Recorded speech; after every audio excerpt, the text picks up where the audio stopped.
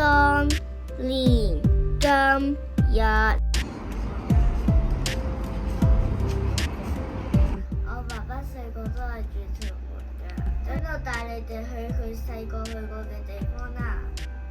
隨住日子嘅變遷，屯門有啲地方已經唔同晒啦。社區交通，爸爸話佢細個已經有輕鐵坐噶啦，因為輕鐵係屯元天嘅居民最常搭嘅交通工具。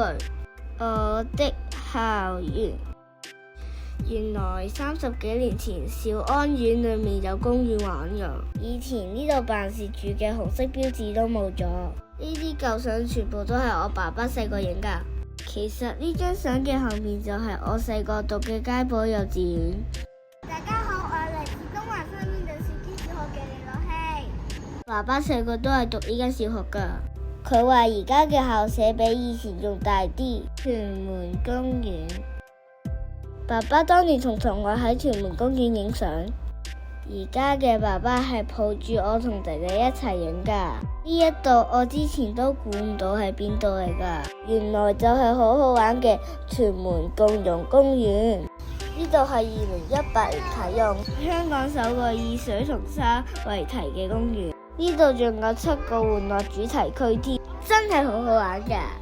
爸爸童年住的地方，爸爸話以前呢度仲未起好。佢細個就係住友愛邨，而呢張相隔離就係弟弟讀過嘅幼稚園。而張相嘅後面呢，就係友愛街市，係首個親子友善跨代共融嘅街市，我們最喜歡的地方。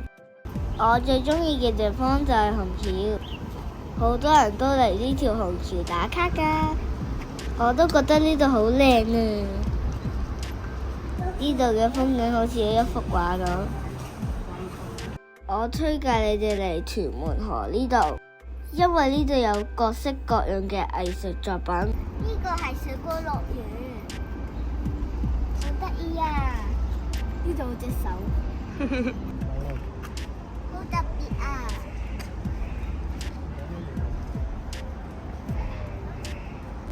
爸爸同我哋一齊喺呢度欣賞藝術作品，其實都係唔錯嘅親子活動嚟㗎。我最難忘的地方，屯門大會堂係我幼稚園畢業嘅地方，同同學有一個難忘嘅畢業禮。屯門嘅一草一木都係好靚㗎，我真係好鍾意屯門，因為我喺呢度長大㗎。希望你都鍾意我嘅介紹啦〜